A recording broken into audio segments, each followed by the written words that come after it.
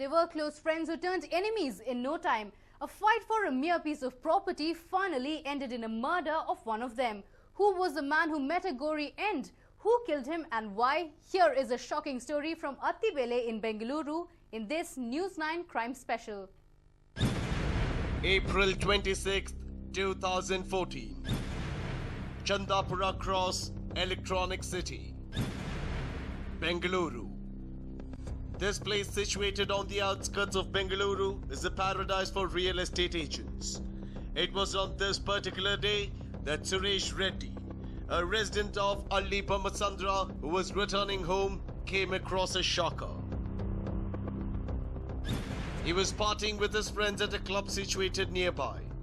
Very soon, Suresh started receiving phone calls, after which he decided to head towards home. But unfortunately, Suresh encountered a shocker on the way.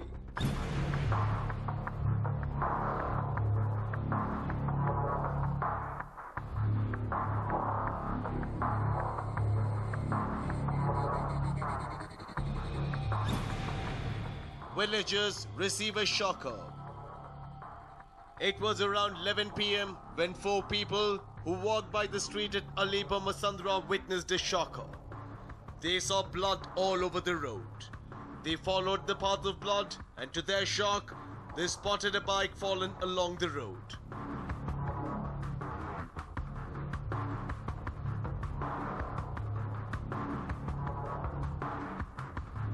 They thought that an accident had taken place there. They also spotted a man lying in a pool of blood. His face was covered with chili powder, and this made the villagers suspect that it was not an accident, but a case of murder.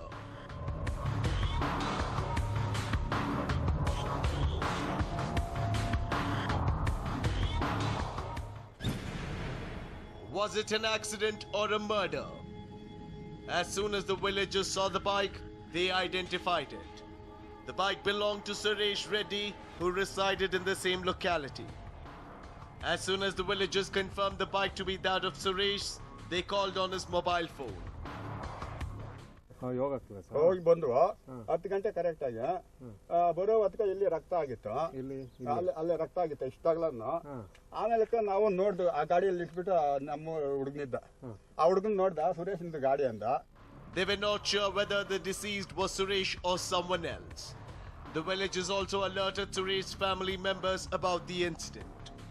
The villagers also learned that the man who was lying at the spot was badly beaten up by a blunt object on his head as he was bleeding severely.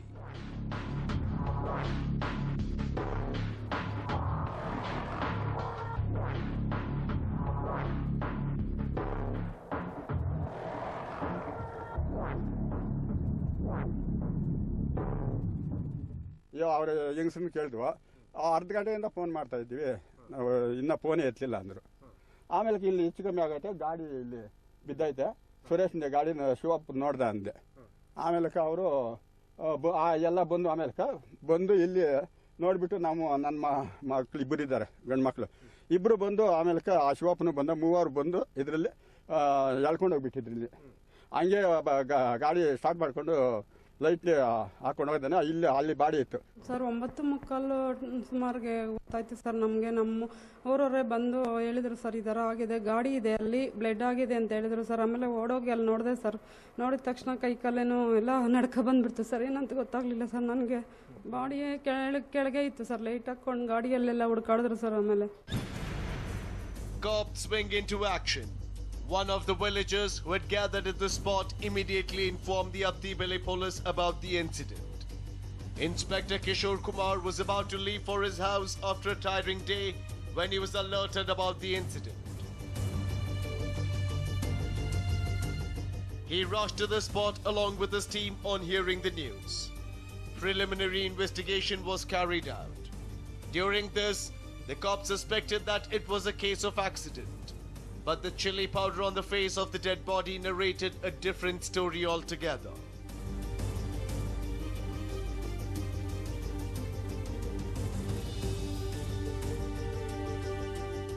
Accident ಅಂದ್ಕೊಂಡು ಯಾರನ್ನ ಕರ್ಕೊಂಡು ಹೋಗಿದ್ದಾರೆ ಅಂದ್ಕೊಂಡಿದ್ವಿ sir ನಾವು. ಆಮೇಲೆ ನೋಡಿದ್ರೆ ಅದು full ಇದಾಗ್ಬಿಟ್ಟಿತ್ತು sir. ಆಮೇಲೆ ಲೈಟ್ ಹಾಕೊಂಡು ಗಾಡಿಯಲ್ಲಿ ಹುಡುಕಿದ್ದಕ್ಕೆ ಕಾಣಿಸ್ತು ಸರ್, ಅದು ಬಾಡಿ ಕಾಣಿಸ್ತು. ಬಾಡಿ ನಮ್ಮದು ಅಂತ ಗುರ್ತಿಡಿಯೋಕೆ ಆಗ್ತಾ ಇಲ್ಲ ಸರ್, ಆ ಥರ ಇತ್ತು. ಏನೋ ಖಾರದ ಪುಡಿ ಫುಲ್ಲು ಮಾಡಿಬಿಟ್ಟಿದ್ದಾರೆ ಸರ್, ಆ ಥರ ಬಾಡಿನ ಗುರ್ತಿಡಿಯೋಕೆ ಆಗ್ತಾ ಇಲ್ಲ ಸರ್, ಆ ಥರ ಇತ್ತು ಎಲ್ಲನೂ. Another shocking fact that the cops learned during the investigation was that the jewelry worn by the deceased was missing according to his family members.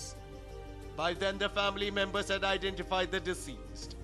He was none other than Suresh Reddy.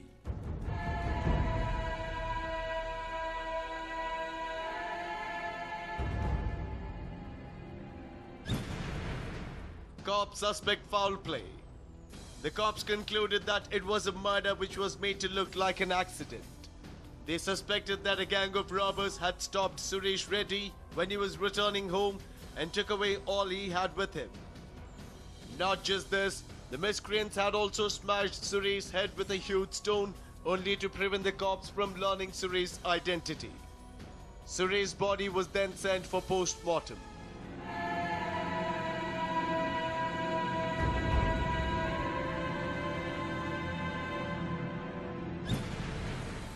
Teams formed to crack the case. The Atebale cops registered a case of murder and began investigating the case from scratch. It was the murder of a well-known realtor in the locality and hence was a sensational case for the cops to solve.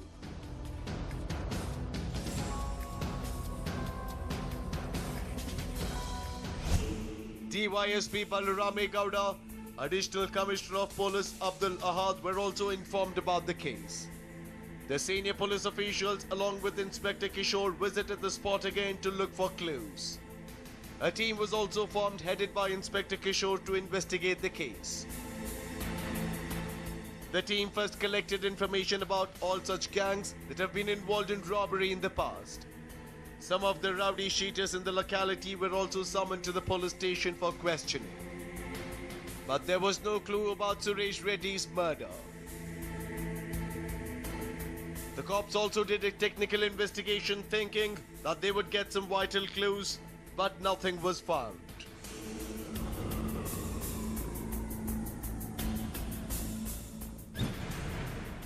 Reports reveal it all. Meanwhile, the post-mortem and FSL reports arrived. The reports revealed that Suresh was first killed in an accident before the miscreants sprinkled chili powder on his face.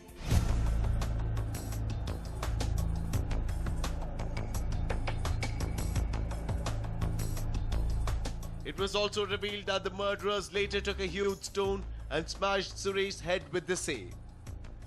The cops also learned that the murderers had dumped Suresh's body at another place after they committed the crime. It was also revealed that the murderers had sprinkled chili powder over Suresh's face only to misguide the cops during the investigation. The cops now concluded that it was a pre-planned murder. Days passed, but there was no clue about the murderers. During investigation, the cops examined more than 42,000 phone calls to trace the murderers, but in vain. The team also collected all the information about Suresh Reddy and his business, but there was nothing that could help them. Culprit was among the villagers. The villagers also supported the cops in their investigation.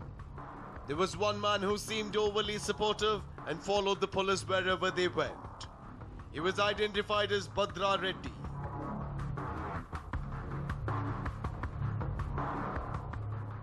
Bhadra Reddy is the one whom the cops contacted every time when they were in need of some information about the villagers. In the meantime, the cops got information about a Tata Sumo car that was spotted by some of the villagers on the night of murder. When the cops looked around in the locality for the car, they could not find it. They also went to the RTO office in the hope that they would get some vital clue about the car, but in vain. Case comes to a halt. A team of cops went to all the jewelry stores in the locality and inquired about any sale of jewelry in recent times, but nothing was revealed. Months passed, but there was no clue about the murderers. Meanwhile, the pressure from the local MLA and other ministers made the cops work day and night. but unfortunately, the result was elusive. The case was about to be shut when Inspector Kishore made a plan to nab the murderers. He collected information about all such people who had gone missing in the past 3 months. A list of 28 people missing was obtained. When the cops went through the list, their suspicion turned stronger on one man by name Shantakumar.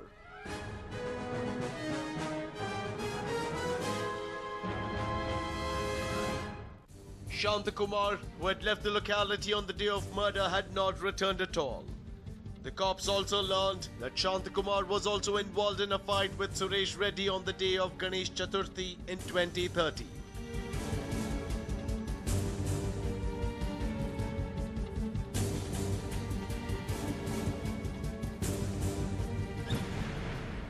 Prey falls into the trap. A manhunt was launched to nab Shantakumar. Finally, the cops were successful in nabbing him from Shivaji Nagar in Bengaluru. He was subject to intense interrogation, during which he revealed that he had killed Suresh Reddy in a fit of rage.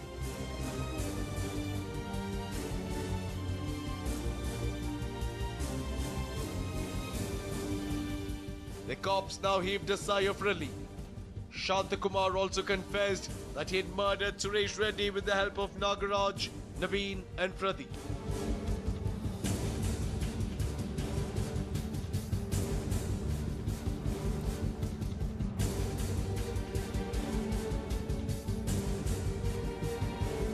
He also revealed that it was a contract given to him to kill Suresh Reddy.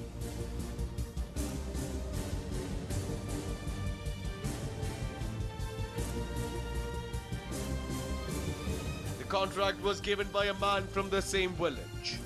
He was none other than Bhadra Reddy.